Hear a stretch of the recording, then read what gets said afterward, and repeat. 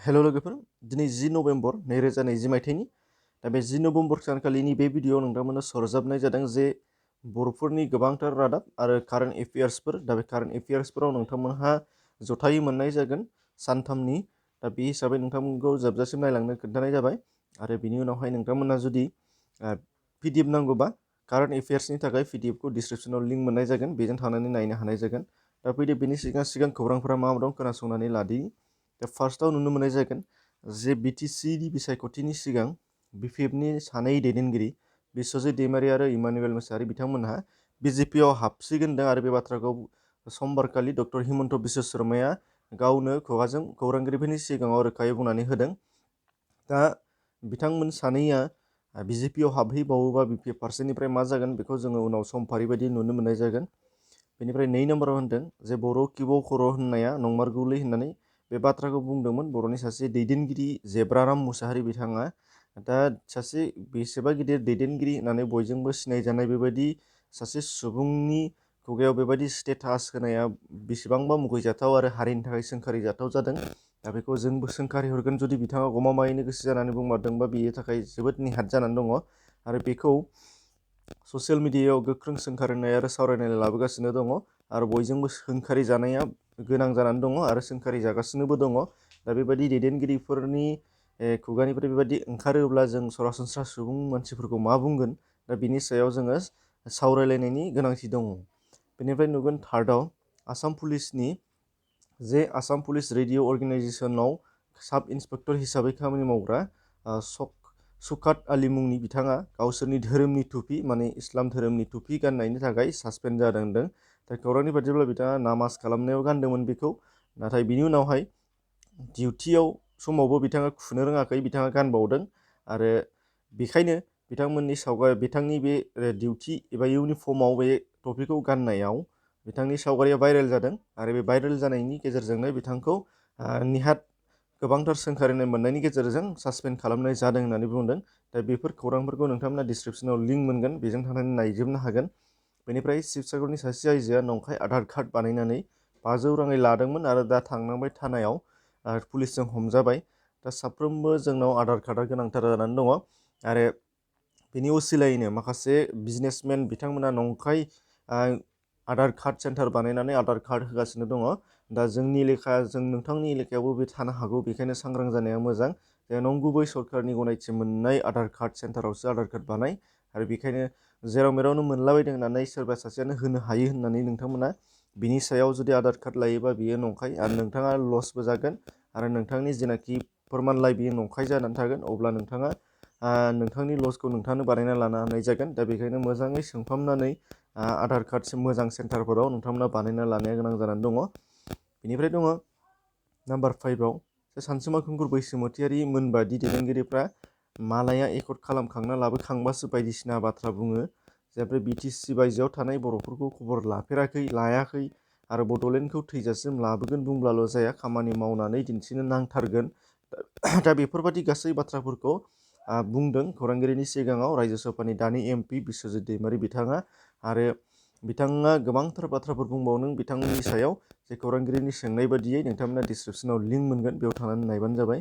बेनिफ्राय दङ नाम्बार 6 हिसाबै जे बर'फोरनि मोनसे राजखान्थियारि हानजा BPF आरो बिथांमोननि जायनाखि नेरसोन नांगोल, दा बेफोर मोननैखौबो मिउजियामाव सोनानै दोनहैनांसिगौ होननानै बिबुंथि लाखिदों बिथां डक्टर हिमन्त बिश्व शर्माया। आरो बिथाङा गोबांथार बाथ्रा बुंबावदों जे 15 बोसोर बिथांमोनहा BTCआव थगायबाय, सरकारा हरनाय रेसन न'फोर गासैखौबो फैसानि गेजेरजोंसो बिथांमोना होयो आरो आसामनि आसनिफोरखौबो बिथांमोना माब्लाबाबो फैसा लायालासे होफेराखै। दा बेखायनो आसामनि जायनाखि जेसेबांनाखि आसनिफोर दङ बेफोरखौ एबाराव BPFनि आखायाव खोख्लैनाय जानाय नंलिया। थोंजोङै आसाम सरकारा एबा आसामा साफ्रोमबो BTCनि थागिबिफोरनो थोंजोङै गथायसिगोन। दा बे बाथ्राखौबो बिबुंथि लाखिदों समबारखालि डक्टर हिमन्त बिश्व शर्मा बिथाङा। नोंथांमोननि थाखाय डिसक्रिपसनाव लिंक होनाय जादों, बेयाव थांनानै नोंथांमोना खोनासंहैनो हागोन। दा नुनो मोनगासिनो दङ जेनाखि मोनसे एलायन्स गभर्नमेन्टमोन बिथांमोनहा BPF आरो BJP, दा बिसोरनि गेजेरावनो दा BTC बिसायख'थिनि सायाव सोनारनानै गोबां बेले बेजे नुजागासिनो दङ आरो दा मोनसेया मोनसेथिं खारलांनाय माने गरसे फैसानि फारनै बिखुं उल्था खारलांनाय बायदि नुगासिनो दङ, नोंथांमोनहाबो नुगासिनो। दा फैदो कारेन्ट एफेयार्स दानिया कारेन्ट एफेयार्सनि बेलायाव फार्स्टआव नुनो मोननाय जागोन जे बोसोरफ्रोमबो 7 नभेम्बरखौ नेशनेल केन्सार एवारनेस डे हिसाबै फालिनाय जायो होनदों आरो बे नेशनेल केन्सार एवारनेस डेखौ मानो फालिनाय जायो होनदों जे सरासनस्रा सुबुंफोरनो केन्सारनि लैखोन गाग्लोबनाय आरो सांग्रांथिफोरनि सायाव मिथिहोनो थाखाय गुमुर होनो थाखाय बेखौ नेशनेल केन्सार एवारनेस डेखौ फालिनाय जायो होनदों 7 नभेम्बराव। बेनिफ्राय दङ नेक्स्टआव नामामि गंगा प्रजेक्टनि थाखाय ब्रेन्ड एम्बासाडर हिसाबै गोदान सायख'बाय बिथाङा जाबाय सासा चौधुरी बिथाङा। दा बे सासा चौधुरी बिथांनो नामामि गंगा प्रजेक्ट बेनि सायाव ब्रेन्ड एम्बासाडर हिसाबै बिबान होनाय जाबाय। नामामि गंगा प्रजेक्टनि सोमोन्दै आं अलरेडि भिडिअ खालामखांबाय सिगांनि, नोंथांमोना नुगोन आरो कारेन्ट एफेयार्स नोंथांमोनहा प्लेलिस्टआव हाबनानै नायबाबो नुगोन, लिंकबो मोनगोन डिसक्रिपसनाव। बेनिफ्राय दङ नाम्बार 3 जे भारतनि देहरादुन नोगोरा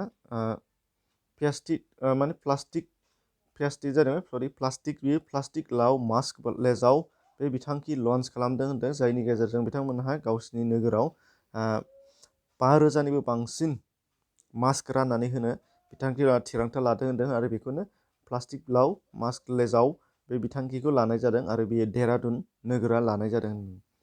बेनिफ्राय नाम्बार 5 महाराष्ट्र सरकारा आशा वार्कारफोरनि थाखाय 57 कौटि रां पेकेज फोसावनानै होदों बिसोरनि जौगाखांनांगौनि थाखाय। बेयो महाराष्ट्र सरकार।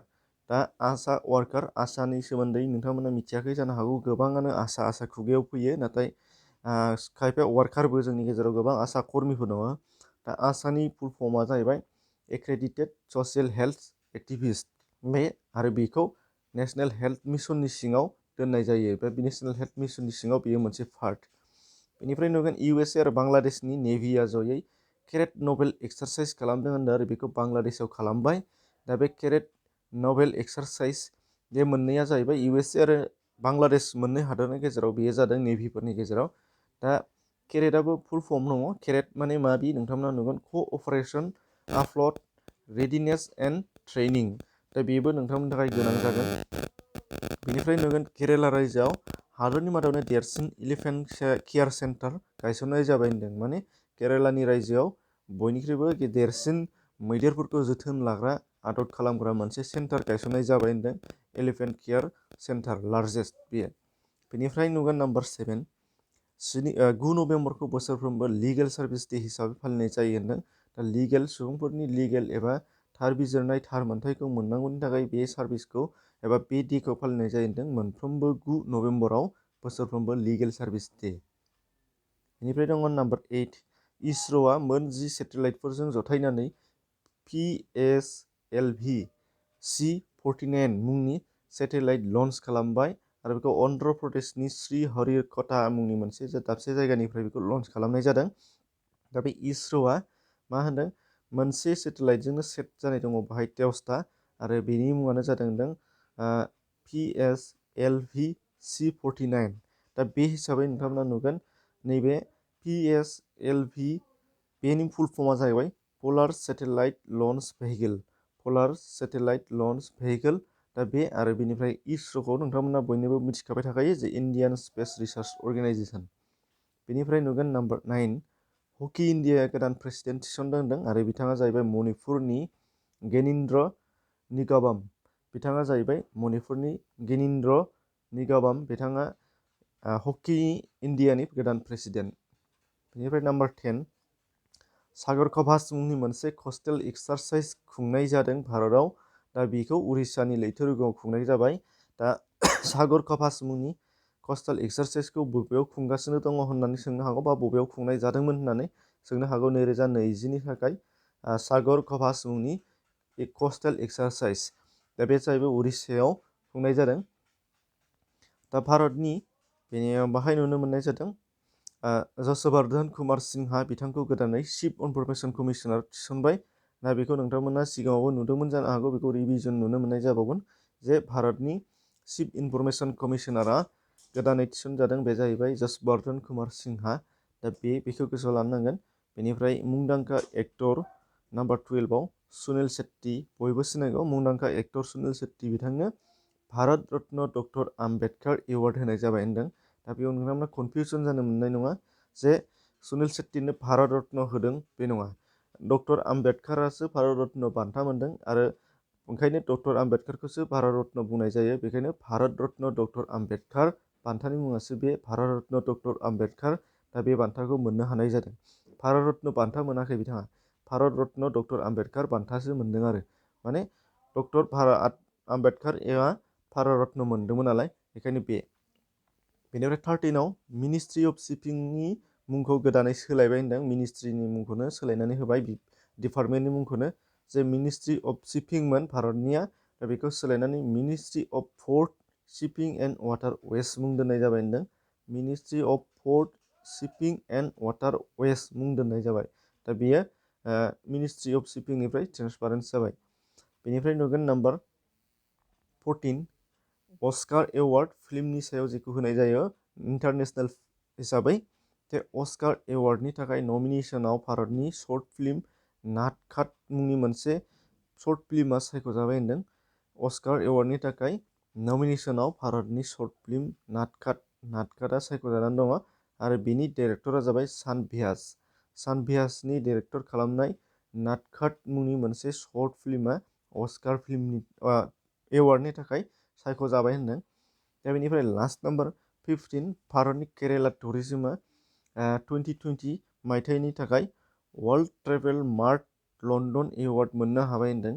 जे भारतनि केरेला टुरिज्मआ 2020 मायथाइनि world travel mart London award बेखौ मोननो हाबाय होनदों भारतनि केरेला टुरिज्म बिफाना। दा बेखिनि दिनैनि थाखाय गुबुन गुबुन खौरांफोरखौ सिगांनिखौ नोंथांमोना डिसक्रिपसनाव लिंक मोनगोन। गुबुन गुबुन सिगांनिखौ कारेन्ट एफेयार्सफोरखौबो नोंथांमोना डिसक्रिपसनाव लिंक मोनगोन एबा प्लेलिस्टआव हाबनानै नोंथांमोना नायनो हागोन मोनफा मोनफा। दा बेखिनि एसेनोसै, गोजोन्थों।